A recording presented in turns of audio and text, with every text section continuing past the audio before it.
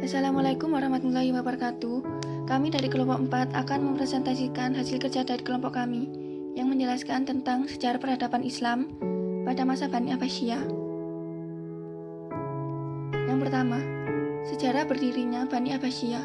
Dinasti Abbasiyah didirikan pada tahun 132 Hijriah atau 750 Masehi oleh Abu Abbas As-Saffah dan sekaligus sebagai khalifah pertama. Kekuasaan Bani Abbas melewati rentang waktu yang sangat panjang, yaitu 5 abad, dimulai dari tahun 132 sampai 656 Hijriah atau 750 sampai 1258 Masehi. Berdirinya pemerintahan ini dianggap sebagai kemenangan pemikiran yang pernah dikumandangkan oleh Bani Hashim. Setelah meninggalnya Rasulullah dengan mengatakan bahwa yang berhak berkuasa adalah keturunan Rasulullah dan anak-anaknya. Kelahiran Bani Abbasiyah erat kaitannya dengan gerakan oposisi yang dilancarkan oleh golongan Syiah terhadap pemerintahan Bani Umayyah. Golongan Syiah selama pemerintahan Bani Umayyah merasa tertekan dan tersingkir karena kebijakan-kebijakan yang diambil pemerintah. Hal ini bergejolak sejak pembunuhan terhadap Husain bin Ali dan pengikutnya di Karbala. Gerakan oposisi terhadap Bani Umayyah di kalangan orang Syiah dipimpin oleh Muhammad bin Ali. Ia telah dibaiyah oleh orang-orang Syiah sebagai imam. Tujuan utama dari perjuangan Muhammad bin Ali untuk merebut kekuasaan dan jabatan khalifah dari tangan Bani Umayyah, karena menurut keyakinan orang Syiah, keturunan Bani Umayyah tidak berhak menjadi imam atau khalifah. Yang berhak adalah keturunan dari Ali bin Abi Thalib, sedangkan Bani Umayyah bukan berasal dari keturunan Ali bin Abi Thalib. Yang kedua, masa kekuasaan Bani Abbasiyah. Kekuasaan Bani Abbasiyah dibagi menjadi 5 periode. Yang pertama, periode masa pengaruh Persia. Dinasti Abbasiyah berlangsung dari masa kekuasaan Abu Abbas As-Saffah sampai Al-Wasiq pada tahun 750 sampai 847 Masehi. Faktor terjadinya kemajuan pada periode ini adalah karena terjadinya asimilasi dalam dinasti Abbasiyah. Berikutnya adalah partisipasi oleh orang-orang non-Arab, terutama bangsa Persia dalam pembinaan peradaban Islam dalam berbagai bidang. Ketiga, fokusnya pembangunan peradaban Islam di masa itu yang dilakukan oleh dinasti Abbasiyah daripada perluasan wilayah kekuasaan. Hal tersebut disebabkan oleh sikap orang-orang Turki yang diberi kesempatan dalam pemerintahan untuk mendominasi kekuasaan di dinasti tersebut. Kedua, masa pengaruh Turki. Masa ini berlangsung sejak tahun 847 sampai 945 Masehi, ketika kekhalifahan dipimpin oleh Al-Mutawakkil. Ia dan para wakilnya sangat lemah dalam menjalankan pemerintahan. Hal ini menjadi kesempatan bagi orang-orang Turki yang berada dalam pemerintahan masa Al-Mu'tasim untuk mengambil alih kekuasaan. Karena periode berikutnya pemegang kekuasaan di kekhalifahan dinasti Abbasiyah tidak lagi bersifat monarki dan terjadi perebutan kekuasaan antara dinasti. Kemunduran yang terjadi di periode ini disebabkan oleh beberapa faktor. Pertama, luasnya wilayah kekuasaan yang harus dikendalikan, karena pada saat itu khalifah melakukan banyak ekspansi di berbagai wilayah. Kedua, ketergantungan militer yang sangat tinggi. Yang ketiga, masa pengaruh dinasti Bumayyah. Periode ini berlangsung sejak tahun 945 sampai 1055 Masehi. Periode ini menunjukkan keadaan yang semakin memburuk dikarenakan kekhalifahan dinasti Abbasiyah pada masa ini berada di bawah dinasti Buwayhi.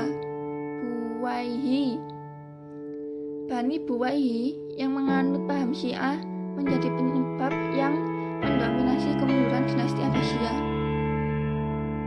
Pusat pemerintahan Islam yang mulanya berada di Baghdad dipindah ke Syiraz, tempat Ali bin Buwayhi berkuasa.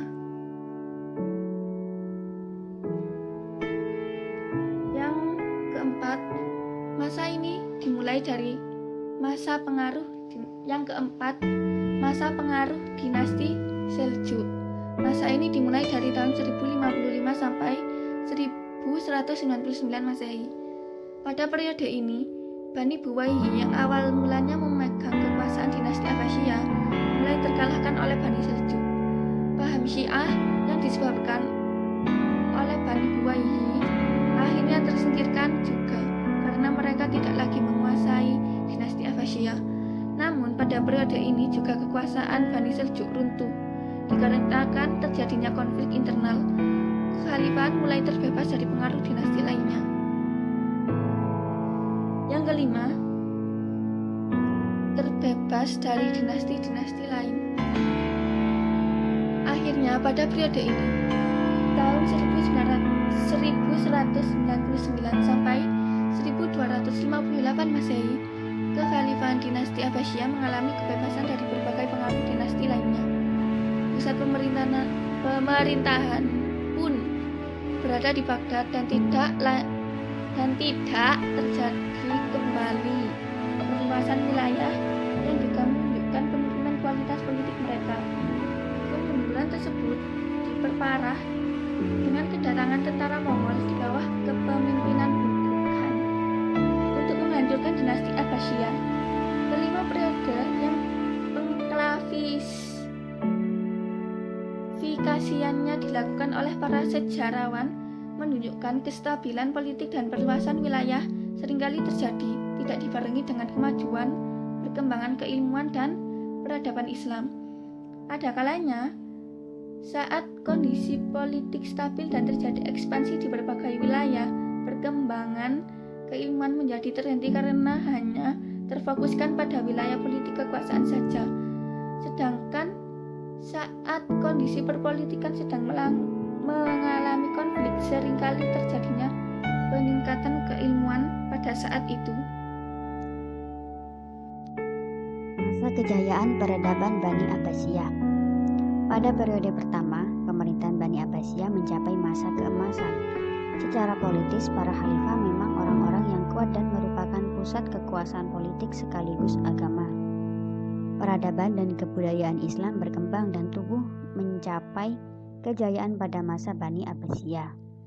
Hal tersebut dikarenakan pada masa ini Abbasiyah lebih menekankan pada perkembangan peradaban dan kebudayaan Islam daripada perluasan wilayah. Puncak kejayaan dinasti Abbasiyah terjadi pada masa Khalifah Harun al-Rasyid pada tahun 786 sampai dengan 809 Masehi dan anaknya Al-Ma'mun pada tahun 813 sampai dengan 833 Masehi. Ketika Al-Rasyid memerintah, negara dalam keadaan makmur, kejayaan melimpah, keamanan terjamin walaupun ada juga pemberontakan dan luas wilayahnya mulai dari Afrika Utara sampai ke India. Lembaga pendidikan pada masa Bani Abbasiyah mengalami perkembangan dan kemajuan yang sangat pesat. Hal ini sangat ditentukan oleh perkembangan bahasa Arab, baik sebagai bahasa administrasi yang sudah berlaku sejak Bani Umayyah maupun sebagai bahasa pengetahuan. Selain itu juga ada dua hal yang tidak terlepas dari kemajuan ilmu pengetahuan, yaitu yang pertama, terjadinya asimilasi antara bahasa Arab dengan bahasa bangsa lain yang telah lebih dulu mengalami kemajuan dalam bidang ilmu pengetahuan. Bangsa-bangsa itu memberi saham tertentu bagi perkembangan ilmu pengetahuan dalam Islam. Pengaruh Persia sangat kuat dalam bidang ilmu pengetahuan. Pengaruh India terlihat dari bidang kedokteran, ilmu matematika, dan astronomi. Yang kedua, gerakan penerjemahan berlangsung selama 3 fase. Fase pertama pada masa Khalifah Al-Mansur hingga Harun al-Rasyid. Pada fase ini yang banyak diterjemah adalah buku-buku di bidang ilmu astronomi dan mantik. Fase kedua terjadi pada masa Khalifah Al-Ma'mun hingga tahun 300 Hijriah. Buku-buku yang banyak diterjemah adalah bidang filsafat dan kedokteran. Dan pada fase ketiga berlangsung setelah tahun 300 Hijriah, terutama setelah adanya pembuatan kertas. Selanjutnya, bidang-bidang ilmu yang diterjemahkan semakin meluas.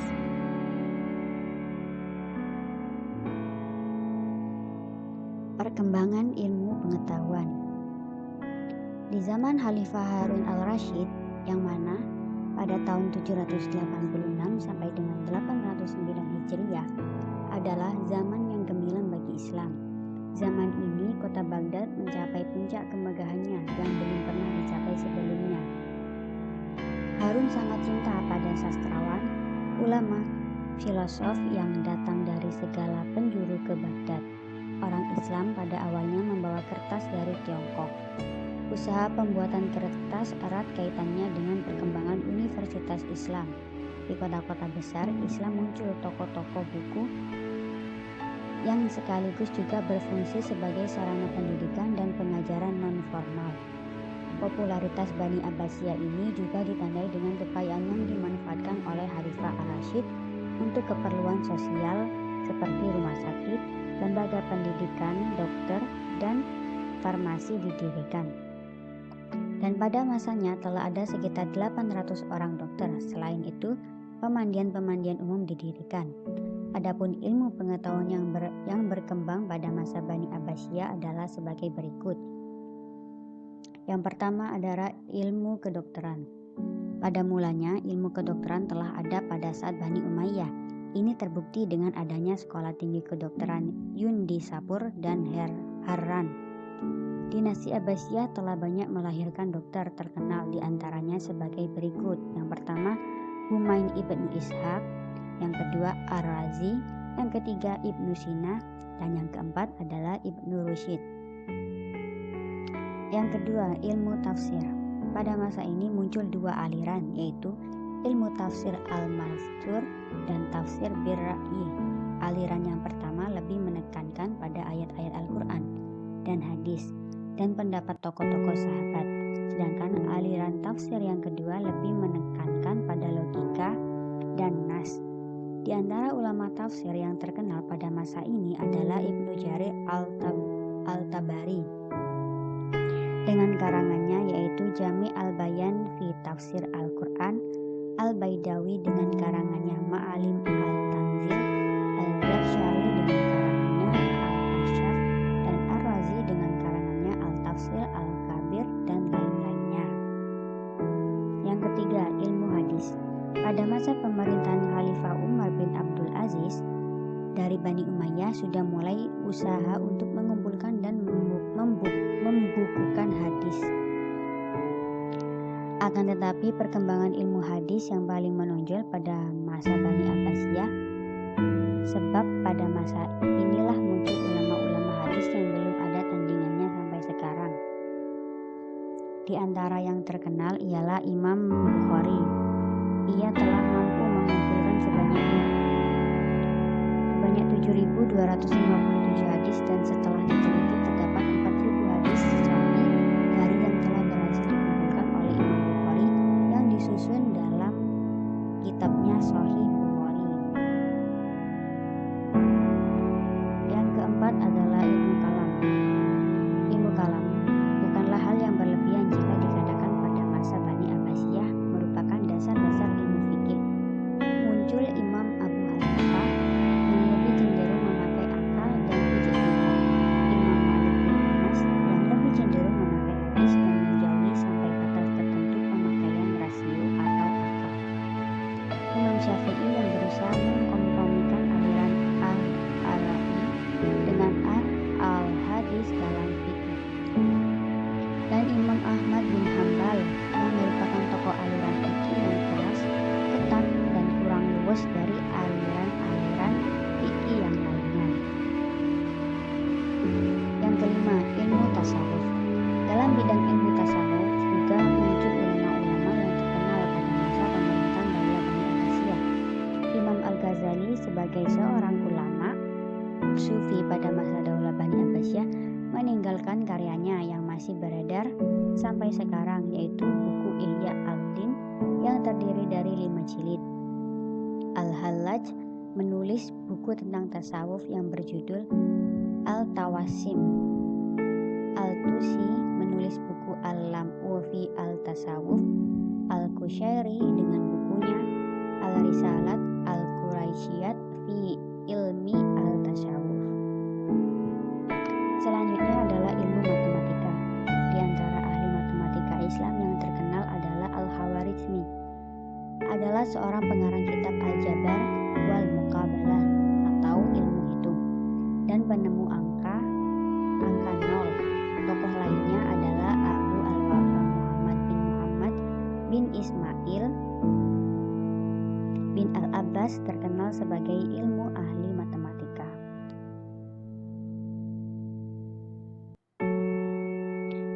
Selanjutnya ilmu farmasi. Di antara ahli farmasi pada masa Bani Abbasiyah adalah Ibnu Baitar.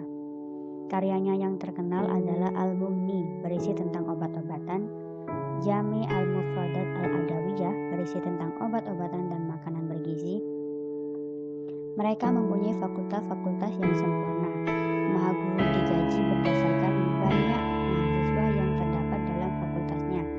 Setiap mahasiswa dan maha guru mendapatkan 1 dinar emas setiap bulannya, dan rata-rata setiap fakultas tidak ada yang kurang dari 3.000 mahasiswa di dalamnya.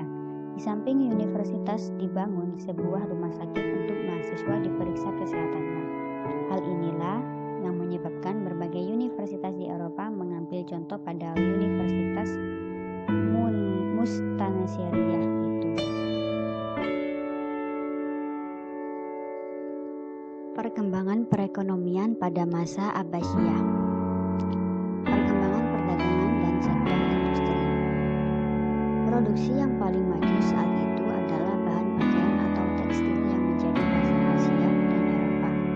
Selain itu juga terdapat industri pecah belah, keramik, dan juga parfum. Alat tukar yang digunakan pada masa itu adalah mata uang dinar atau emas dan dirham atau perak. Dengan adanya alat tukar tersebut muncullah sistem perbankan. Maksudnya adalah karena ketidakmungkinan seseorang membawa kepemimpinan dengan perjalanan yang jauh, sehingga diciptakan sebuah cek atau pada saat itu dinamakan syak melalui sistem bank. Ekonomi Imperium Abbasiyah paling dominan digerakkan oleh perdagangan. Sudah terdapat berbagai macam industri seperti kain dari Mesir, sutra dari Syria dan Irak, kertas dari Samarkand, serta berbagai produk pertanian seperti gandum dari Mesir dan kurma dari Irak. Selain itu, perdagangan dari tambang juga semarak.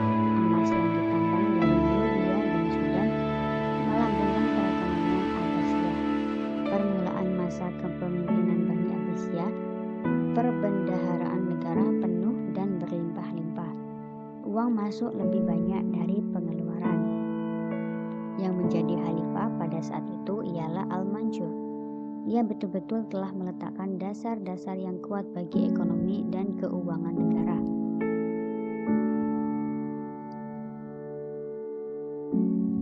Keberhasilan di kehidupan ekonomi juga berhasil pula dalam hal pertanian.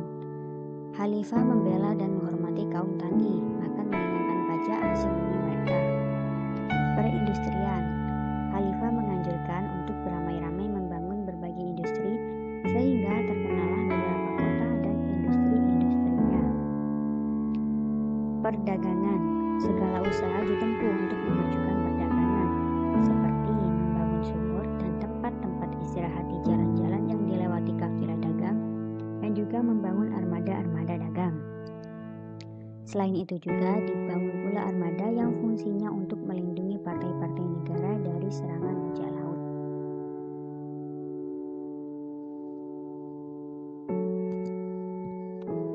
Perkembangan bidang pertanian.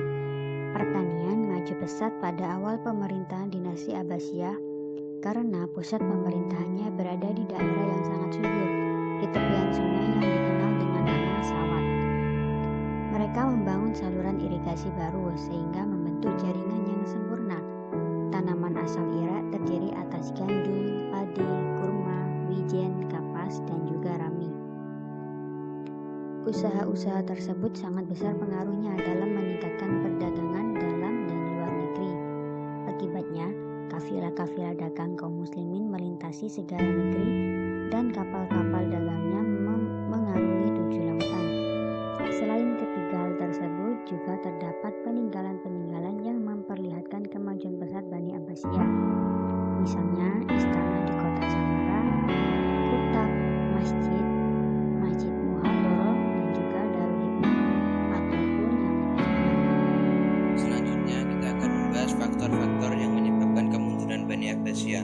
Menurut W. Montgomery bahwa beberapa faktor penyebab kemunduran Bani Abbasiyah yaitu yang pertama luasnya wilayah kekuasaan Bani Abbasiyah, sementara komunikasi pusat dengan daerah sulit dilakukan.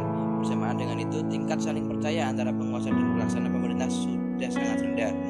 Yang selanjutnya atau yang kedua, dengan profesionalisasi angkatan bersenjata, ketergantungan khalifah kepada mereka sangat tinggi. Selanjutnya, keuangan negara sangat sulit karena biaya yang dikeluarkan untuk tentara bayaran sangat besar. Pada saat itu kekuatan militer pun menurun. Khalifah tidak sanggup memaksa pengiriman pajak ke Baghdad. Sedangkan menurut Dr. Badri Yatim MA, di antara hal-hal yang menyebabkan kemunduran Daulah Bani Abbasiyah adalah yang pertama persaingan antar ekonomi, yang kedua kemerosotan ekonomi, yang ketiga konflik keagamaan, yang keempat perang salib, dan kelima serangan bangsa Mongol. Selanjutnya, masa akhir kekuasaan Bani Abbasiyah.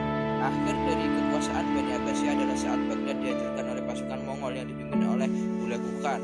Ia adalah saudara dari Kubilai Khan yang berkuasa di Cina sampai ke Asia Tenggara, dan saudaranya Mongke Khan yang menugaskannya untuk mengembalikan wilayah-wilayah sebelah barat dari Cina ke pangkuannya.